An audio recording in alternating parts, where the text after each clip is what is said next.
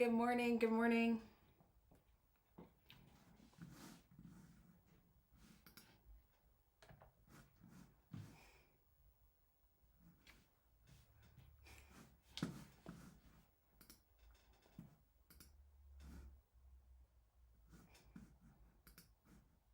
Hey, good morning. Good morning, everybody. Welcome to the Coffee Chat with Chan on this Monday morning. My name is Channing. I'm a journalist.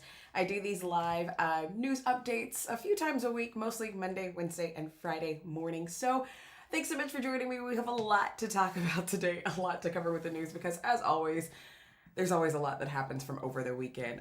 We have to talk about the latest with Doge and some of the actions that they have taken from over the weekend, including laying off thousands of workers. And I want to hear your opinions on some of the actions that they're taking.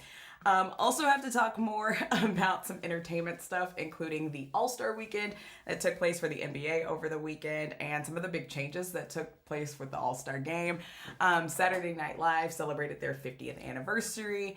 And we got to talk a little bit more too about this whole quid pro quo situation that's may or may not be going on with the mayor of New York City. So go ahead, grab your cup of coffee, and let's talk about it right now. Don't forget, though, to leave me your comments there in the comment section if there is a news story that you want to talk about or weigh in on this morning. And please, please, please tap your screens. It's the easiest and free way to support me and my life. So thanks so much, guys. So let's get right into it this morning. Of course, we got to talk more about Doge specifically. Of course, over the weekend, several people, thousands of people actually got notices that they would be laid off. So per NBC News, as of today, a Doge employee that's also an employee of the IRS is supposed to start looking at IRS files. So they're supposed to be looking at a specific system that deals with IRS and payments. Thanks so much, guys. Thank you for your gifts. And specifically, more things dealing with just essentially like how we're filing, the systems that we are using to file with that kind of thing. Hey, good morning, Sean. Good morning. One of the things that happened from over the weekend is that thousands of employees, or hundreds of employees rather, were terminated across several different departments from federal agencies, including the CDC, Department of Veterans Affairs, and Health and Human Services, as well as the Department of Education as well. These firings were mostly for people who were under a probationary period. So those are people who have been actually working for the federal government for usually a year or less. Some of people, depending upon the department, could be up to 2 years. So with these firings rather for HHS employees, they actually, a lot of them got a letter on Saturday, around Saturday afternoon, Saturday evening, which if you know anything about the, federal government, is that they don't really work on weekends. So it was a weird time to send out these letters in the first place. But more than 5,000 probationary workers had been slated to be let go, but not all of them actually got letters. And some people who did get letters or notices that they would be terminated actually were sent those letters by mistake, and they had to come back and issue an apology and say like, no, you weren't fired, somebody else was. It's just a huge mess. It's a lot. The Epidemic Intelligence Service, they're one of the arms of the CDC. They're the people who, like, I guess people call like disease detectives. They investigate like the origins of disease and things of that nature. They're not supposed to be on the list of cuts, although some employees from that department did say that they got some of these letters of termination. But like I said, it's just been quite a bit of a mess. What's interesting, though, to me, probably more than anything else, is how the media is talking about this. And depending upon which media outlet you're looking at, that also depends on what kind of coverage that you're seeing. So, for example, like this morning, I was looking at a lot of like CBS News, NBC News, and they're talking specifically about like the people who are losing their jobs. They're talking strictly about employment, about the number of people that are being let go from Department of Health and Human Services, from the CDC, from Department of Education. If you flip over to the other side, though, if you look at like your Fox News, your Newsmax, things of that nature, they're talking about numbers. So they're talking actually about more about how much the federal government wastes with money, like how much money we lose every year. I told you guys this on Friday, but according to an Office of Accountability, of Government and Accountability audit, on average, the federal government loses to fraud over $500 billion a year. To fraud. $500 billion a year. And that's from their own internal auditing. So if we're losing $500 billion a year to fraud, can you imagine how much we're wasting? Just in general. So then I decided to pull. I was like, well, when's the last time one of these media outlets has actually done any type of story on, say, government waste, like on how much we are actually spending and how much we are overspending or spending on the wrong things? And so here's what I found. And I actually had to go almost all the way back to 2011 to a CBS News article that was written. Actually, it was written about a book. At the time, Senator Tom Coburn had written a book talking about 100 different ways that the federal government had really just blown away a lot of our tax dollars. And some of the things that they mentioned in this book were actually some of the same things that people were mentioning in regards to government overspending and government waste this go round, including spending $10 million for Sesame Street in Pakistan. At this time, CBS News was talking about it and saying that, this was a terrible thing and why are we wasting money? Like, we love Sesame Street. Like, the actual quote is, we must really love Sesame Street because we have a close and trusting relationship with Pakistan that somehow managed to miss the fact that Osama bin Laden was living within a spitting distance of a military base for years because we were funding them for Sesame Street. That's the quote from the article from CBS News. And I just think it's really interesting in how the coverage has changed in the last, almost 15 years. So this morning, that's kind of like my topic of conversation. I want to know what you guys think. What do you think about some of the actions that Doge has taken, specifically over the last couple of weeks when in regards to government spending and in regards to, laying off employees, laying off dozens, hundreds, thousands of the federal workforce. Now, keep in mind, there are more than 2 million people who are employed by the federal government. It's the largest employer in the entire country. And on average, federal workers make over $100,000 a year. I believe the actual figure is about $106,000 a year per federal employee. Now, again, that's the average. Not everybody makes that. But I just want to know what you think because that's like our big topic for this morning. So leave me a comment and let me know what you think about all of these actions that Doge is taking. And some of the things that you're seeing, whether it's on social media, on traditional media, whatever it is, that's what we're talking about today. So go ahead, leave me your comments there. Thank you so much for all the gifts, everybody, and all the likes and shares. I appreciate it. So yes, let me know what you think about that one. Because I personally think it's really fascinating and interesting how media outlets cover things very differently. But again, that's just me. That's the journalist in me. So maybe that's just kind of my thing. But yeah, let me know what you think. Because as always, I want to hear from you guys. You guys tell me what you think is happening here. And because I don't know. I have a lot of feelings, but All right, so let's talk about some other big news, though. Of course, this is another one that I talked about on Friday as well. But of course, as always, more things are happening with it. So the FDA is recalling Quaker Oats pancake mix, and perfect timing for breakfast. They're actually now recalling them at the highest level. They're saying that this is happening and they were sold in some 11 states. And this is all because, once again, this pancake mix could contain milk that's not declared on the label. So we had this happen with other products over the last several weeks, and it seems to be an ongoing issue for whatever reason with the FDA and certain products not labeling the fact that they were made with milk products on their actual product labels. I'd have to do a deeper dive to see what the regulations are in regarding to how you label ingredients on your foods. But I have noticed an uptick in recalls with this one.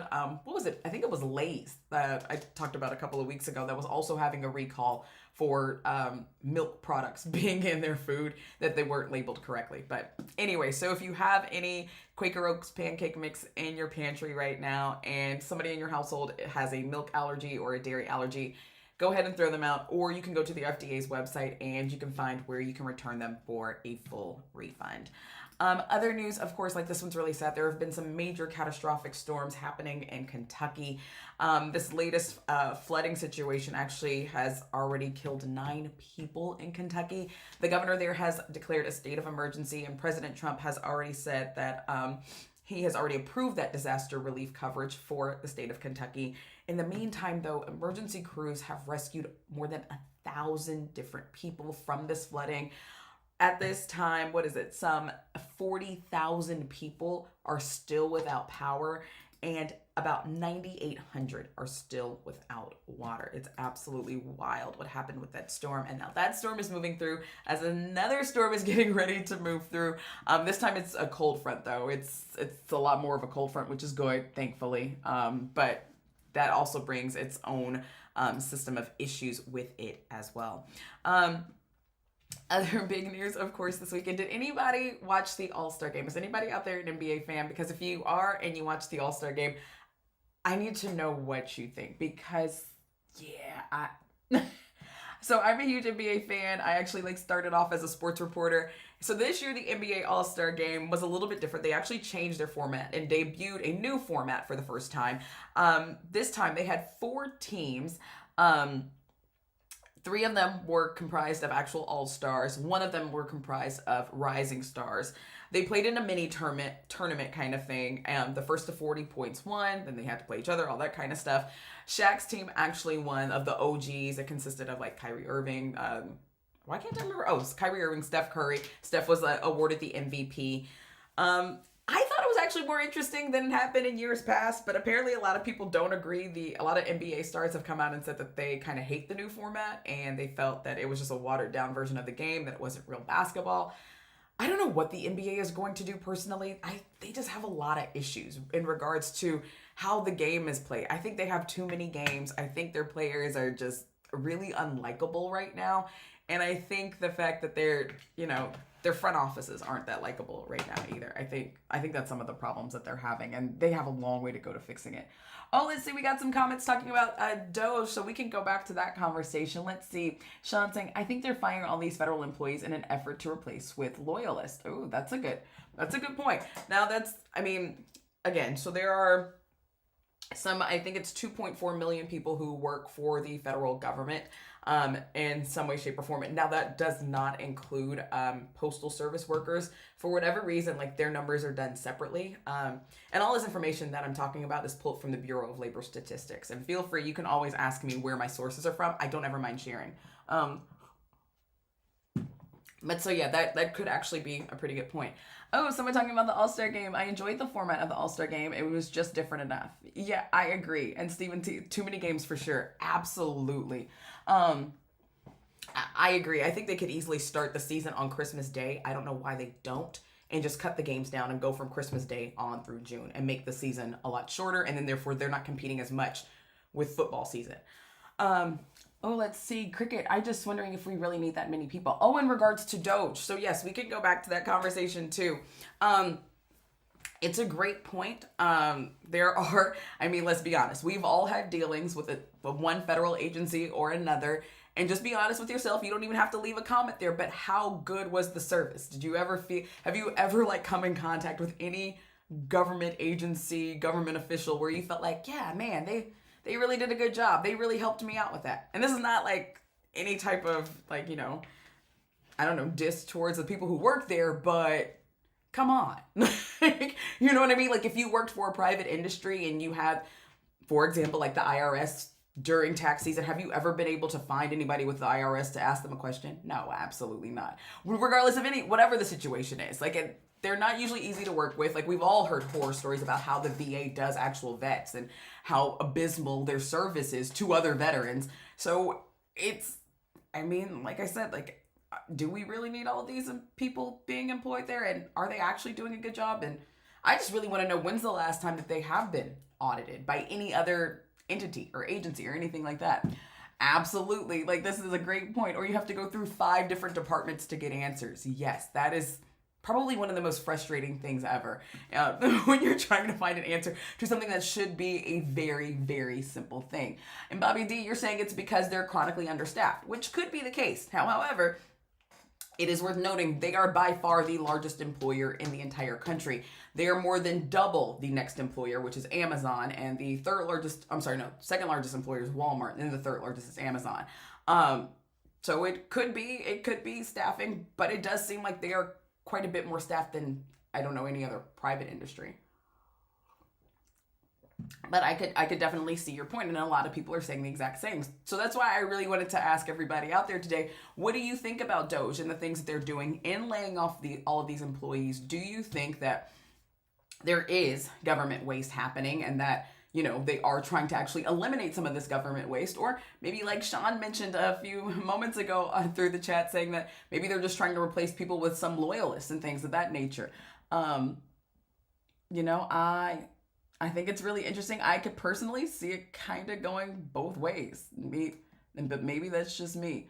Let's see. Forensic accountants should do the work, not Elon. Um, and that's it. I think that's a good point. Forensic accountants. I also want to know what people think, because obviously, like, this is one we've heard a lot, especially from Democrat elected officials, saying that one of the main reasons is that they don't like Elon looking at things is because he wasn't elected, is because he's not an elected official.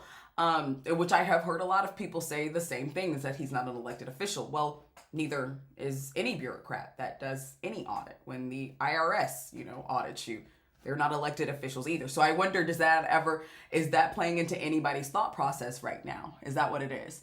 These people are not vetted and they're just poking around. So that's not entirely true. They actually are vetted. They actually do have to go through certain security clearances and things of that nature. For example, today, per NBC News, today some DOJ officials are supposed to start looking at IRS records, or continue looking at IRS records and files and systems. And according to NBC News, the person or people who are looking at these files do have the proper security clearances and have gone through the proper protocols in order to look at said files. But that is another complaint that a lot of people have had, again, especially a lot of Democrats in Congress, who are saying that, the people who are looking at these files and looking at all of this information don't have the proper clearances. Let's see. This one's hilarious. Lynn said, Elon could care less about my low checking account. Let him have at it. I think that's funny. Can you really trust the words coming out of this administration? Honestly, so this is now my, third or fourth administration that I've covered. As I trust them as much as I've trusted anybody else. Let me say that. I will say all of them lie. That is 100%. That's a fact. Every single one of them lies, but there's only so much that you can do. You have to take them at face value for certain things, and that's what they're saying. There's no real way for us to check it at this time. I mean, time will tell whether or not they're actually telling the truth or not. So yeah, we just kind of have to wait and see. Kind of like with anything else, a lot of the things that any of our government officials say to us, regardless of party, regardless of who they are, time will usually tell whether or not they're actually telling the truth. Anybody out there remember weapons of mass destruction?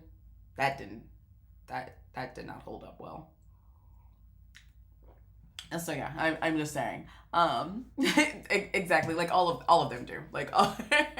I've covered several administrations, and every single one of them, I can't say that I've seen one that was really better than the other. It's just, it's just kind of all their media spin, and that's just kind of how they do things. But another one, though, speaking of course, because there's always political news, especially when Trump is in the office, for sure. It does make things, I guess, interesting. But one of the big stories that people have been talking about over the weekend, at least, is the mayor of New York City, Eric Adams, and some allegations of quid pro quo. So if you have not heard of this one, let me know. But Eric Adams, the mayor from New York City, actually was indicted back in September of last year on several charges stemming from illegal campaign contributions and some perks that he received before he was elected mayor. Now, I want to make that clear. This was all before he was mayor that all of these allegations stemmed from. He was indicted, the trial was supposed to start in April. However, all of a sudden, there's been a bit of a reversal, and the Department of Justice said that they wanted to drop the charges. Well, that kind of pissed off a lot of people with the Southern District of New York and their Department of Justice office, and now several of them are resigning, including the acting U.S. Attorney for the Southern District of New York, Danielle Sassoon. She actually resigned last week after receiving this memo from the Department of Justice saying that they were supposed to drop the charges. And it's a really interesting thing because she is now alleging that some quid pro quo, or tit for tat, essentially pay for play kind of thing, happened, in that the Department of Justice and the Trump administration is dropping the charges against Eric Adams if he decides to go with them and enforces their immigration policies. Now, what's really interesting about all of this is like several media outlets have pulled all of the memos, gotten all of this information. And the following day, Eric Adams was sitting on Fox and Friends with the border czar, Tom Homan, talking about immigration policies and how now he wants to work with the Trump administration and how he's just completely done a 180 on his immigration stances. Now, for anybody who's not really familiar with Eric Adams, he has been very vocal about not being on board with Trump's immigration policies and been very vocal and been very active in acting out against them. But all of a sudden, now he's all cool with it. And now he's like, oh, no, we're going to work together. This is fine. We're best friends. But again, as always, I want to know what you think. I'm just here to present the information and you draw the conclusions that you draw. Because to me, it seems a lot like, it's quid pro quo.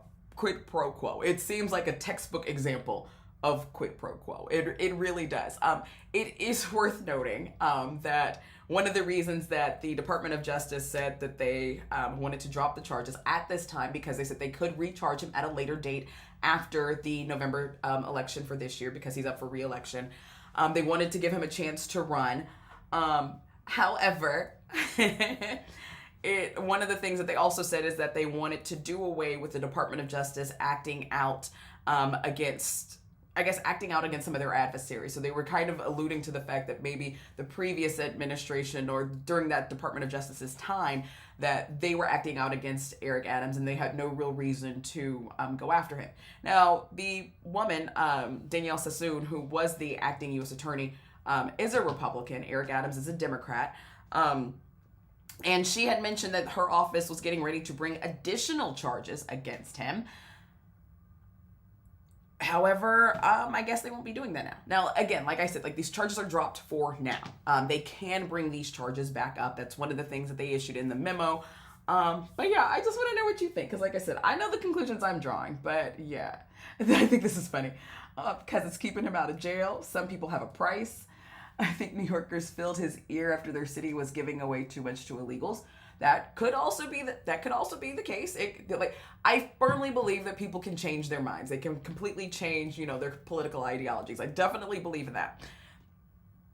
But the timing of it does seem very interesting, and that this memo was issued and that his charges would be dropped, and now his charges are going to be dropped. And then all of a sudden, he's changing his mind completely and just like, oh yeah, this is totally fine. And for anybody who's interested, go pull up the Fox and Friends interview that he was on. Like I said, it was a Thursday or Friday of last week. And he's sitting there next to the border czar, who these two men have had some very tense words for each other. They've really come at each other, especially over the last few weeks. And then they're sitting on a couch with each other and acting like they're besties. So like I said, feel free to go pull it up. It's on YouTube. You can pull the full clip. But it is really interesting because, now if it were me, it would take me a little more time to completely change my mind. And I would have, I think, a better explanation as to why.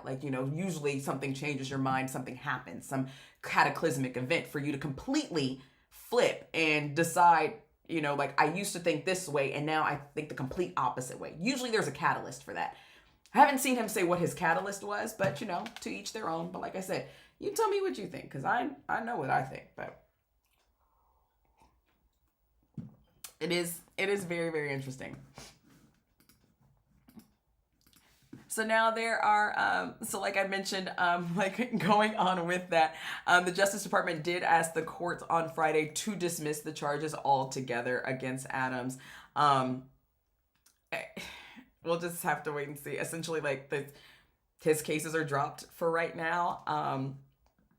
We'll have to wait and see if they actually pick them back up at a later date, because they can. But at least 7 prosecutors in Manhattan and Washington have quit rather than carry out their directive to halt the case, which I think is really interesting. Along with Danielle Sassoon, the acting chief of public integrity in Washington also resigned over this order as well. Like I said, there are just some stories where you're just like, that's really fascinating.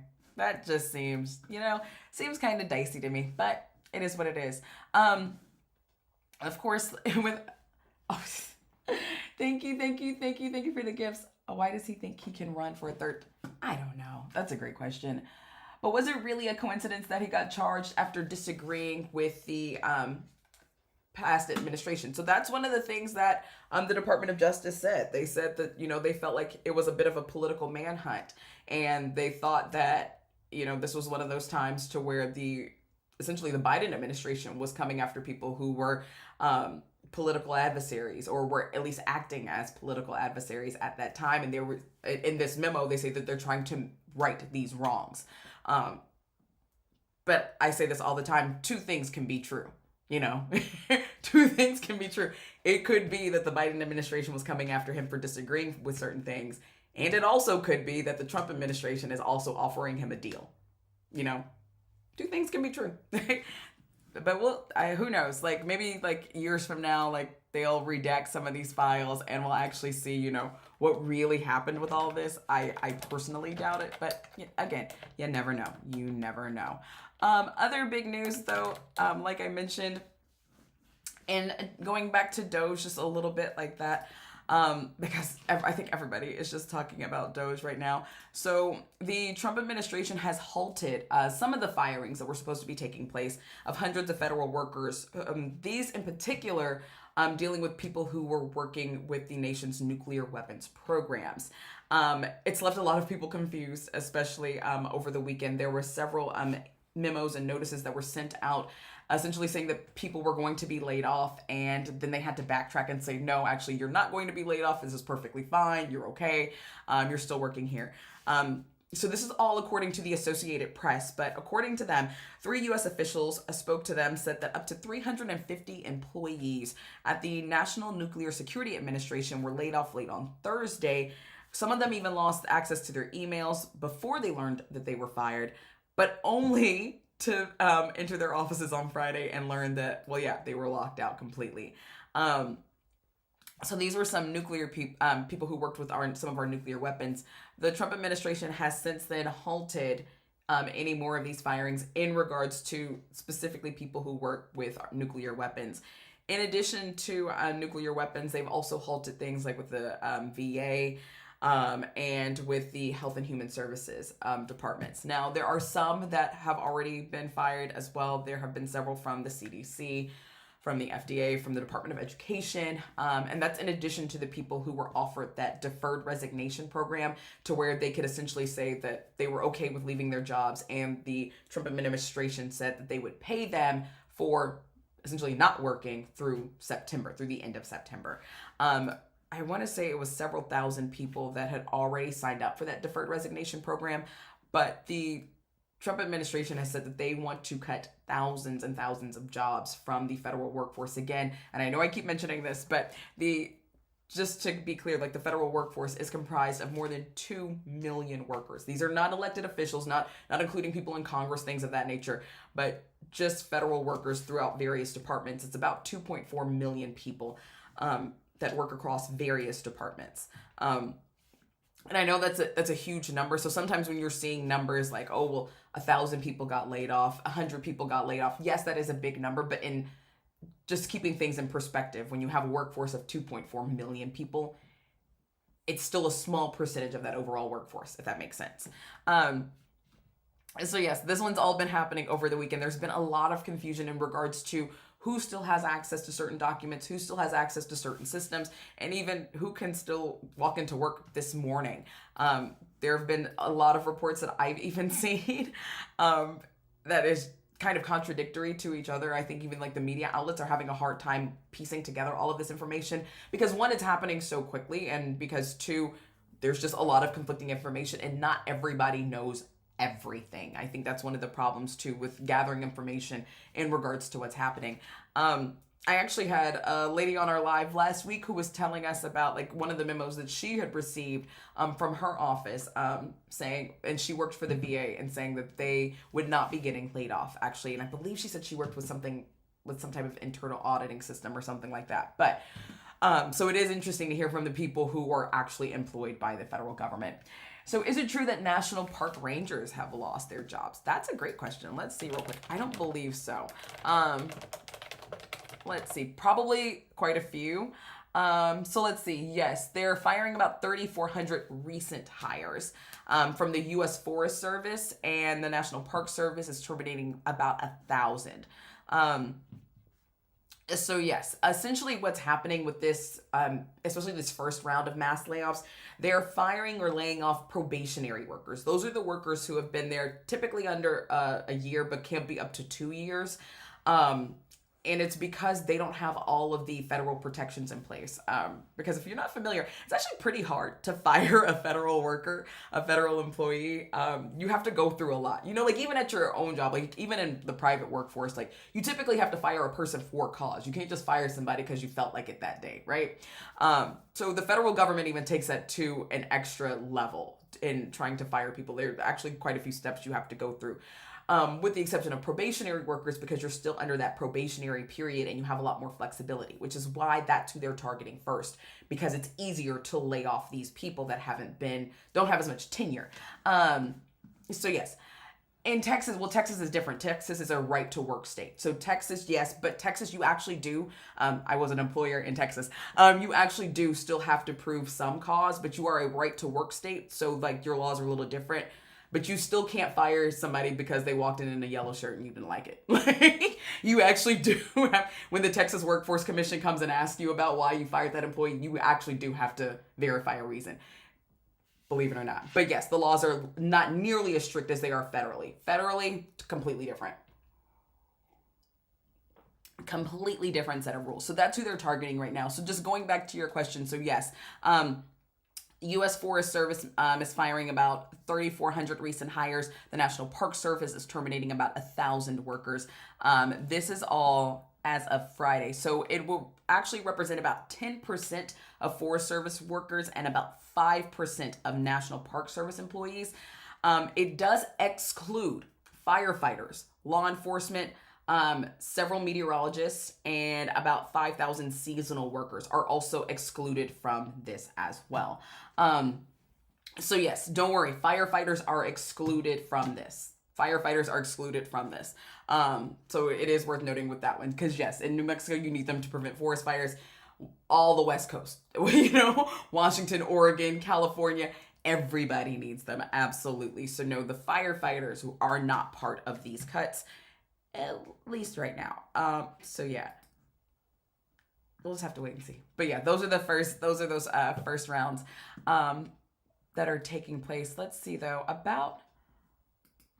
according to this though, about 280,000 employees are under this probationary period across the federal workforce, and the Trump administration has said that they're planning on cutting 220,000 of those jobs. So that is worth noting as well. So yeah, great question though. Thanks for asking that one. Thanks so much for asking, because that's a pretty interesting one. Because of course, a lot of people, especially like with the recent wildfires that broke out in January in California that were absolutely catastrophic, that's the last thing that you want to hear about right now, was that firefighters are losing their jobs. And I want to bring this one up again. I talked about this one a little bit earlier. And for one, thank you so much for the gifts and for liking the lives, everybody. I feel like I need a reset here for a second. My name is Channing. I'm a journalist. I do live news updates Monday, Wednesday, and Friday mornings. Please keep tapping your screen and for all of the likes. I really appreciate it. It just helps, more people see this kind of content. But going back to our big topic of the day, of course, talking about Doge, I want to hear your opinions. And I've been asking everybody this one. What do you think about what's happening with Doge? Do you think that, these mass layoffs or firings of federal workers is going to eliminate waste? Do you think that that we should eliminate waste in the federal government? Or do you think that this is just, some Donald Trump ploy and just trying to cut workers and kind of stick it to the American people? I think it's really interesting. I think a lot of people have a lot of mixed views, obviously, on this. One thing I do think that's really fascinating, especially like maybe it's just the journalist in me, is that how different media sites are telling the story. And I talked about this one about 30 minutes ago. But if you go to your traditional mainstream medias, your NBC News, your CBS News, even The Guardian, things of that nature, all of these outlets are talking about the people being laid off. They're talking about the numbers, the number of employees that are being laid off. That's all that you're pretty much hearing and getting information on. If you go over to, say, Fox News or to, say, Newsmax, News Nation, you're getting more of the waste. They're giving you a lot more dollars of like how much we're spending on this, how much money we're wasting on this, how much money you're wasting on this, which I think is really interesting how the two sides are telling the same story, but just telling it completely differently. And I think it's definitely swaying people. So if you notice, more people on the right are talking about like how much waste is happening with the federal government, how much we're overspending on a lot of different things. But then you have people on the left who are talking about the people who are like losing their jobs and the employment rate and things of that nature. So I want to know what you think. So which side are you on? And are you seeing anything like what I'm seeing? Because like I said, like I just think it's fascinating as somebody who tends to look at a lot of news from different news sites. I always find it very interesting on how they tell the story. Let's see. They are not trying to get rid of waste. They're trying to find ways to put more money in their pockets. So, and see, like, I think that's really interesting. What about the protest today at noon at local cities? At what local cities? Like, what do you mean? How much are they stealing? Oh, so this is a good one. So, Debbie, so this, according to the Government Accountability Office, they did a report last year. And they do reports all the time. But they found that on average, the federal government loses over $500 billion annually due to fraud. To fraud alone, which makes up about 8% of the federal budget. $500 billion. That's just due to fraud. So you can imagine how much is being wasted in general anyways. Let's see. I'm going through the comments. Serious, the waste is primarily from the military, from baby boom. Debbie says not waste stealing. Let's see. Gulf of America. There's only one reason the GOP are trying to cut all of this while expanding the debt ceiling. So it seems like a lot of you, to give the rich more tax cuts. So it seems like a lot of you are on the side that there is no waste. Is that what I'm seeing? Like there's no government waste or anything like that? Which I think like I said, I'm asking for your opinion. So feel free, Medicare fraud is real, but it's only a small fraction. Okay.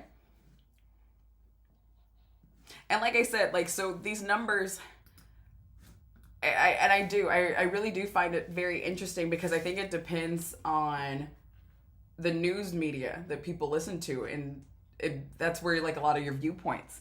And it's really interesting to see like how different people think based on like what they're watching, the kind of news and the media that they're absorbing constantly. Because like a lot of people out here are saying like, no, there is no waste. There's not a lot of waste. I mean, and that's fine. However, I will say this. So there's a website that you can go to, usaspending.gov. It is actually a self-reporting website from all of our federal departments, any federal contractor, things of that nature, to where you can go and track government spending and how much these federal contracts are. I think a lot of people would be surprised to find out that a lot of the things that the Trump administration is alleging and saying that we are wasting money on is actual fact. You can actually track it and look at it yourself. Like I said, usaspending.gov. You can pull it up yourself and literally go in and see how much any federal contracts worth. You can pull state contracts. You can pull all kinds of contracts and see how much USAID, for example, was spending on all kinds of things for the year 2024. You can literally go and pull spending. Like, for example, when people were saying that Poynter was getting a lot of money from USAID, yes, you could go pull that information actually and find out just how much USAID was paying to Poynter and how much they were paying to the BBC. Now, Poynter did come out and say that, listen, they weren't just paying us as an entity, they were paying us for a subscription service, and this is where this money went to. But that's still all information, like I said, that you can verify for yourself. You don't have to listen to me. You don't have to listen to anybody. You can actually go pull it. So that's what I think is really, really interesting. Let's see. Swing on a Star says, I think the system was broken before, but I feel that they are going about it wrong. Bob says, there are questionable line items that come up in an audit that should be reviewed. Baby Boomin says, also fraud is rampant more on the local levels. Mismanagement of funding often occurs from grants. Isaac says, I think there's waste, but there needs to be a more cohesive and in-depth review than what's happening. So then that's a good point. So what would you like to see happening? Because I know I've heard a lot of people say that that one of their issues with Elon Musk and Doge essentially is that they're not elected officials. So who would you like to see? Would you like some elected body to do this? Because and to be clear, understand, when anybody gets an audit, whether it's a private industry, whether it's a business, whether it's you personally, an audit from the IRS, none of those people who do audits are elected officials either. They're bureaucrats who work for the federal government. So does that need to change at all? Like, Maritza, good morning, good morning. Is the government sharing where the extra resources are now going to go after layoffs? That's a great question. Not that I've seen. Let's see if I can pull that yet. I haven't seen where they've said extra money is going to go, if they're going to reallocate things. So obviously, like with any government entity, like the money is allocated for very specific things, and I'd imagine that money for payroll is a very specific allocation that they'd have to reallocate. But let's see. Let's see if they've mentioned anything. Nothing that I can tell. It looks like there's a few blurbs, but yeah, I can't see really anything talking about what they plan on doing with all of this extra money, if there is all of this extra money. I mean, of course, like we know we're in a deficit, obviously, so maybe that just gets, absorbed into what we've already lost, kind of cut our losses kind of thing. But yeah, I think that's a great point. That's a great question. Isaac says, I feel like there should be an individual audits on each department, but it shouldn't be this fast. I can't understand why anyone would have issues with anyone auditing government spending. I mean, essentially, so most people, businesses get audited all the time. I mean, people get audited all the time. Essentially, us doing our taxes is essentially a peer-reviewed audit. You know what I mean? So I don't have a problem necessarily with the auditing either. I really don't.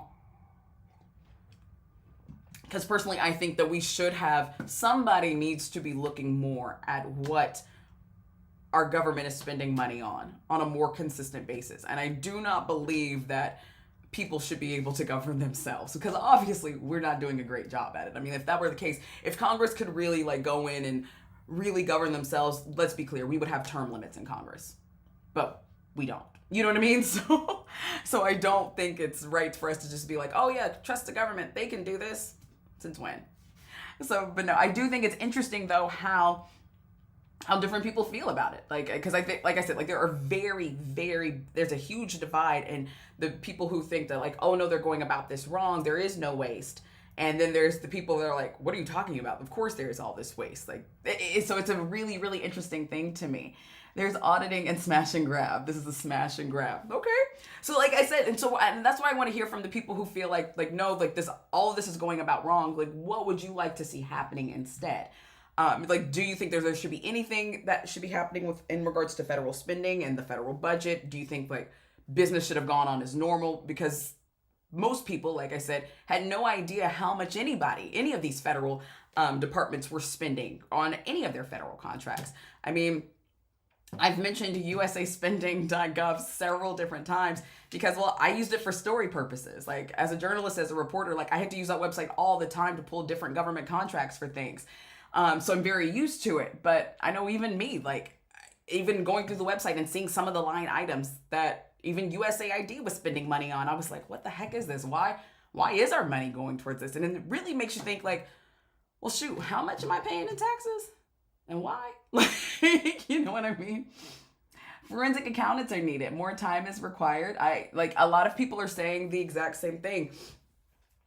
A lot of people are saying these same things. Now, to be clear, they do have some forensic accountants that are working with Doge and then are working through this. It's not, I think it's easy to say oh, it's Elon Musk. Elon Musk actually isn't the one he's overseeing Doge, but he's not the one that's going in doing the day-to-day of looking at files and all this kind of thing. Especially when it came to Treasury documents, even the Department of Education things, and especially with today them looking at certain IRS systems and documents. There are actually specific individuals who have been cleared, again, per administration, that's been verified through other media outlets, that have gone through the proper security clearances and things of that nature. So that is worth noting. But like I said, I also I blame, and I can't believe I'm saying this, I'm blaming a lot of the national media for creating these narratives where I said, like, if you're looking at certain media outlets, whether like your NBC, ABC, CBS, all you're seeing is there is no waste. It is just, it's people being laid off. It's people being laid off. It's people being laid off. They're not mentioning any of the dollars. You have the other side of things where you have your Fox News, your Newsmax, and News Nation that's only mentioning the dollars, and they're not really talking about the people being laid off. And I think it's absolutely wild. It's really, really interesting to me. Like I said, just how two separate sides can create a narrative, and because that's what you listen to, and that's all you're being fed all the time, that's all you see, and that's all you think. Extreme. I thought Clinton was going to do the same and Obama, but now it's a problem.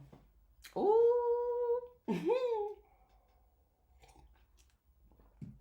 Oh, what information do I have about the Security Council meetings in the EU? You're going to make me really work today, aren't you?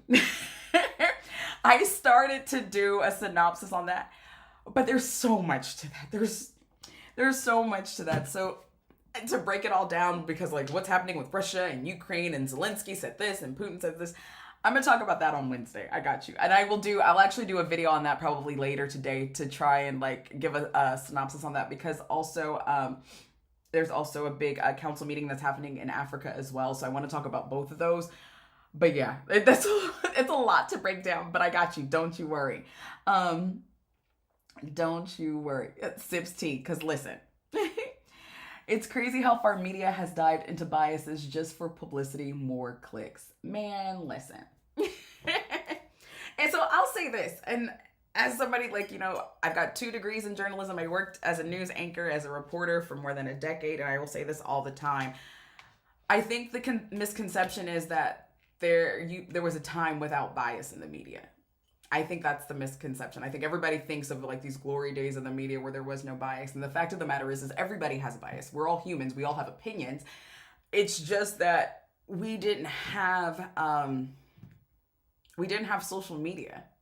You didn't have outliers. You had like 3 or 4, 5 local channels, and that was it. That's all you had to watch and to consume. So you didn't have another way of thinking. You didn't even think about what they were saying. You just always took it as fact.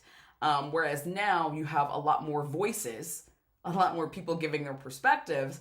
And so now you're seeing like, well, wait a second, maybe they were. Like maybe this person is wrong and maybe this person is right. Or maybe all of them are kind of telling the truth and the truth really lies somewhere in the middle. Maybe that's just me though. But maybe that is, but yeah, like there's always like, yeah, I think that's always been the case. And I think just now we recognize it more. Now you're able to see when ABC News says something, you're able to see the exact opposite opinion play out on another media outlet. And you're like, wait a minute, were you lying to me? I think that's the difference, is that we have more options and we have more voices that are able to deliver news, and we have more resources. The internet is an incredible resource where you can go and look up information yourself. Like I said, you don't have to listen to ABC News or Fox News tell you about government spending. You can go pull up the website yourself and see exactly what we're spending money on and whether or not you agree with it. That's what it is. I think more than anything. So yeah, I think that's one of the big things. Let's see. Extreme. We did not have real-time reports. Newsreels was, yeah, and that was the thing too. Is just like the news came so late. Like you could break in. You only had broadcast television, and that's such a limiting space. Whereas I can go live on my phone from anywhere at any time, any place. And I think that's a big difference. We don't need a news reporter or a news anchor to tell you about what's happening in your city, where somebody is already posting, going live about what's happening in your city. So yeah, I think that's a lot of it. Anyways, guys, I think that's just about my time for today. Thanks so much for joining me on this Monday morning. I really appreciate it. And while you're at it, if you enjoyed this conversation, please give me a follow, not just here, but you can also give me a follow on YouTube, as well as on all of the Meta platforms, including Threads, Instagram, and Facebook at Coffee Chat with Chan. I do daily news updates, just like little 90-second news bites of all the big breaking news headlines. And of course, I go live on here Monday, Wednesday, and Friday mornings as well, with a recap of some of the big news stories that have taken place over the last couple of days. And just like on this one, we always have a topic of the day, because At the end of the day, like, I'm just here to present you information, but I care about what you think. That's what I want to know. Because, like I said, we tend to live in an echo chamber of thought, and I just want to have conversations with people who will expand my own thought process and my own, political ideologies. So anyways, I hope you guys have a fantastic Monday. Thanks for joining the coffee chat with Chan this morning, and hopefully I'll see you guys back here on Wednesday.